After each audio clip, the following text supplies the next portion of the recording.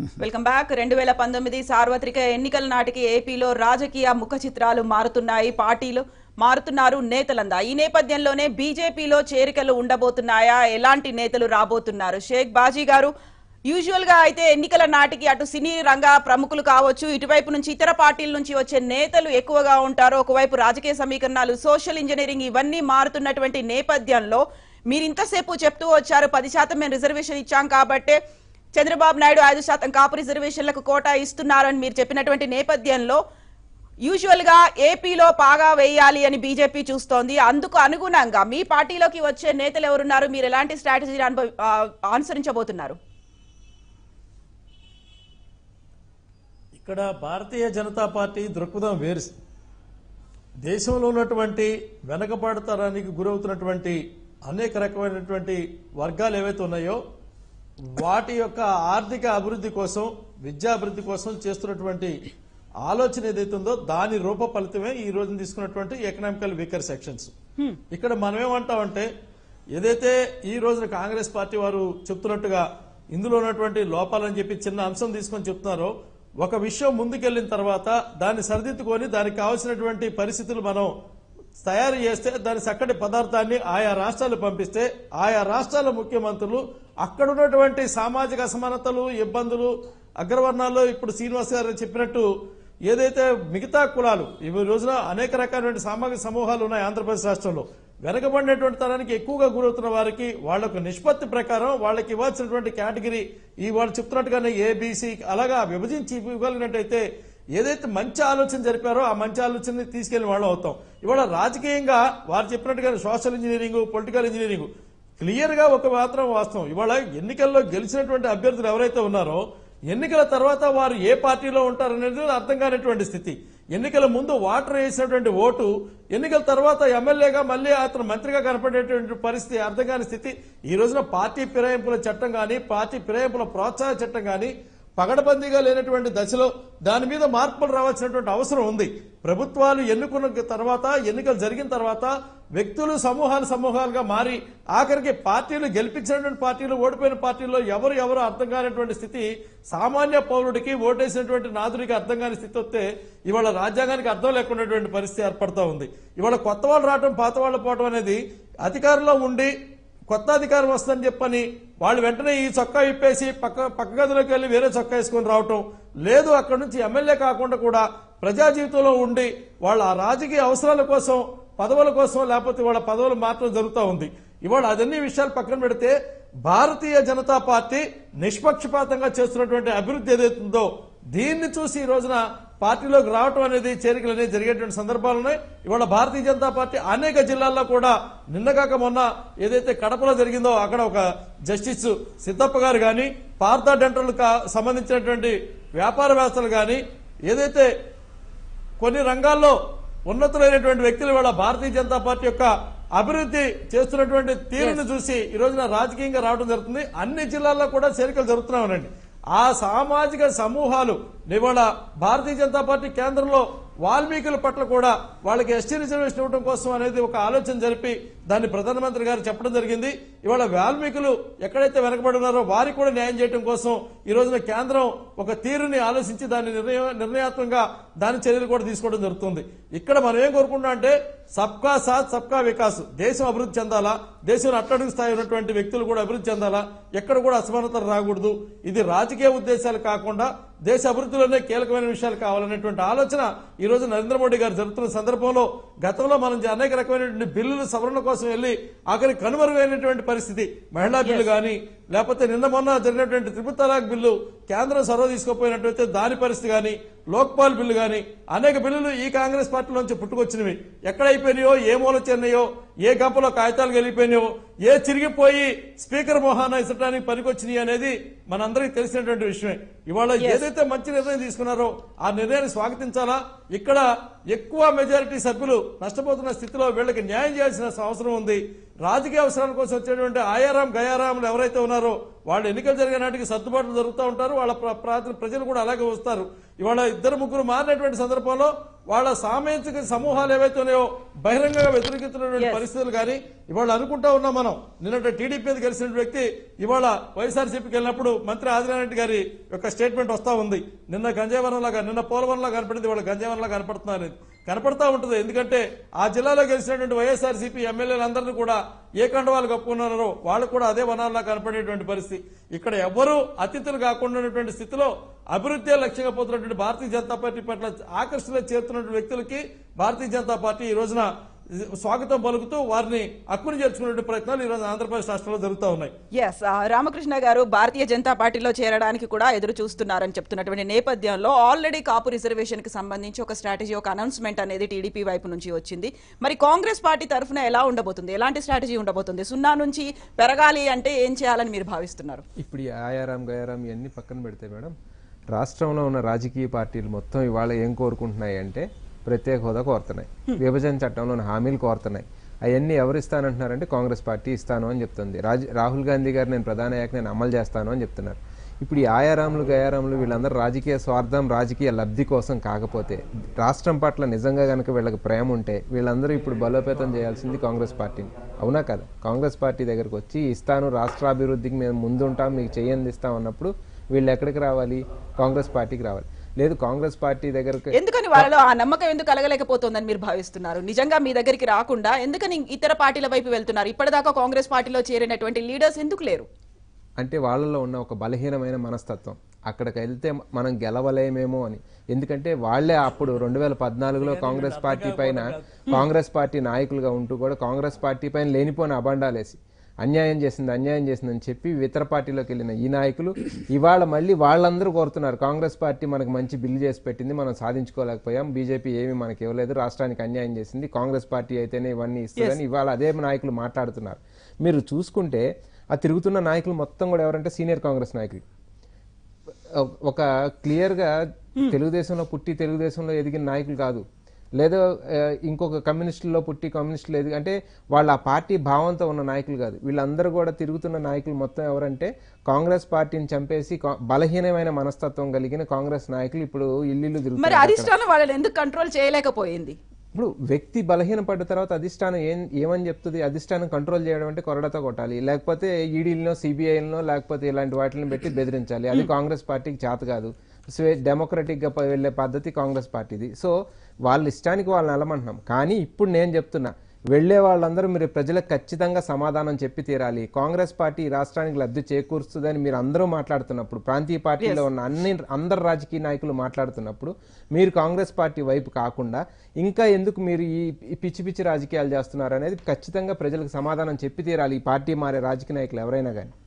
Yes, ఆ కుల రాజకీయాలకి ఎక్కువ ఇంపార్టెన్స్ ఉన్నటువంటి ఏపీలో సోషల్ ఇంజనీరింగ్ ఎన్ని ఓట్లను కురిపించబోతోంది, రాజకీయాల్ని ఎలా మార్చబోతోంది?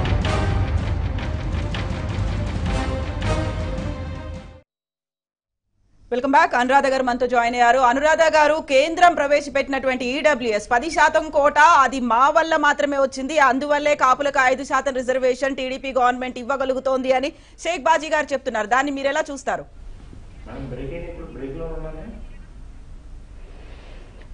వారు ఇందాక నుంచి మాట్లాడింది నేను విన్నాను మేడం. ఇది ఎలక్షన్ క్యాంపెయిన్ లాగా ఏదేదో మాట్లాడారు. వాళ్ళ చిత్తశుద్ధి ఏంటి అనేది మనం ఈజీగా చెప్పచ్చు. మొన్నటికి మొన్న ఎస్సీ ఎస్టీ రిజర్వేషన్స్ ని ఆపు చేయాలని చెప్పేసి వాళ్ళకి మళ్ళీ రిజర్వేషన్ కంటిన్యూటీ ఉండకూడదని సుప్రీంకోర్టు హెల్ప్ తీసుకొని ఏదో ఆర్డినెన్స్ తీసుకురావాలనే ప్రయత్నం చేశారు. అయితే అప్పుడు పార్లమెంట్ జరిగే టైంలో అందరూ దళిత నాయకులందరూ కూడా భారతదేశం మొత్తం మీద గొడవ చేస్తే మళ్ళీ తడబడి మేము అలా చెయ్యట్లేదని చెప్పి అనౌన్స్ చేసుకున్న పరిస్థితి ఉంది వీళ్ళకి. ఈరోజు ఏదో ఎస్సీ ఎస్టీల్లో పోయే వాళ్ళని కలుపుతా, మీకు నిజంగా చిత్తశుద్ధి ఉంటే మేము ఎప్పుడో పంపించాము ఇవన్నీ రాష్ట్ర ప్రభుత్వం నుంచి, అసెంబ్లీ నుంచి. మీరు ఎందుకు దాని మీద ఒక కసరత్తు చేయలేదు? అట్లాగే మీరు constitutional status for national commission of BCs కి కల్పిస్తామని చెప్పి కాన్స్టిట్యూషనల్ స్టేటస్ కల్పిస్తాం ఆ కమిషన్ కి అని చెప్పి చెప్పారు. ఇంతవరకు ఎందుకు కల్పించలేదు? కాబట్టి రిజర్వేషన్స్ పట్ల వాళ్ళకి చిత్తశుద్ధి ఉంది అనేది ఈరోజు భారతదేశంలో ఎవ్వరూ కూడా నమ్మరు. ఇకపోతే ఇక్కడ ఆంధ్ర రాష్ట్రంలో జనాభా ప్రాతిపదిక మీద ఖచ్చితంగా రిజర్వేషన్స్ ఇవ్వాలి అని మొదటి నుంచి కూడా చంద్రబాబు నాయుడు గారు ప్రయత్నం చేస్తున్నారు. అందులో భాగంగానే కాపులు వాళ్ళు ఎంతమంది అయితే ఉన్నారో అందులో కూడా కాపులు ఉన్నారు, మళ్ళీ మున్నూరు కాపు అని ఇంకొకళ్ళు ఉన్నారు, వాళ్ళు బీసీ కింద వస్తారు, ఆ కేటగిరీస్ కూడా ఉన్నాయి. సో ఇవన్నీ ఆలోచించుకుని ఖచ్చితంగా 5% రిజర్వేషన్ వాళ్ళకి వర్దీగా ఉంటుందని చెప్పి చంద్రబాబు నాయుడు గారు ఈ నిర్ణయం తీసుకోవడం జరిగింది. వీళ్ళకి అది ఆహ్వానించడం చేతగాక ఈ రోజు ఇష్టం వచ్చినట్టు మాట్లాడటం, ఇంకేదో దుమ్మేసే ప్రయత్నం చేస్తా ఉన్నారు. అది కరెక్ట్ పద్ధతి కాదు మేడం. ఎస్ శ్రీనివాసరావు గారు ఇంతసేపు రామకృష్ణ గారు ఒక మాట చెప్పారు. కాంగ్రెస్ పార్టీ బలహీన పడ్డానికి కారణం ఎవరైతే బలహీన మనస్తత్వం ఉన్నటువంటి లీడర్స్ ఉన్నారో వాళ్ళు పక్క పార్టీలోకి వెళ్ళడం. ఒకవేళ ఆ బలహీన మనస్తత్వం ఉన్నటువంటి లీడర్లే వెళ్ళిపోయిన తర్వాత వారి వెనకాల ఉన్నటువంటి కార్యకర్తలు ఉంటారు, అనుచరులు ఉంటారు, వాళ్ళందరూ ఏం చేస్తున్నారు?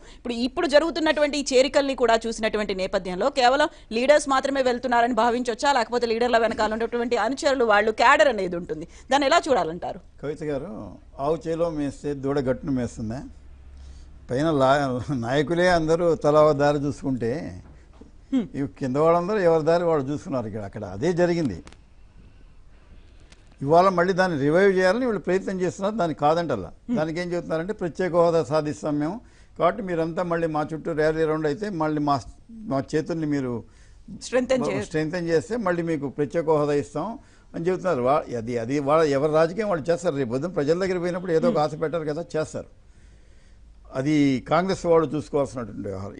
మనం మాట్లాడుతోంది పొలిటికల్ ఇంజనీరింగ్లో ఇవాళ ఆంధ్రప్రదేశ్లో ఉన్న వాళ్ళ రాజకీయ పార్టీలు అందరూ కూడా ఘనా పార్టీలే కాదు, గ్రాడ్యుయేట్ అయినారు, పోస్ట్ గ్రాడ్యుయేట్ అయినారు, డాక్టరేట్లు కూడా తీసుకున్నారు ఈ పొలిటికల్ ఇంజనీరింగ్లో.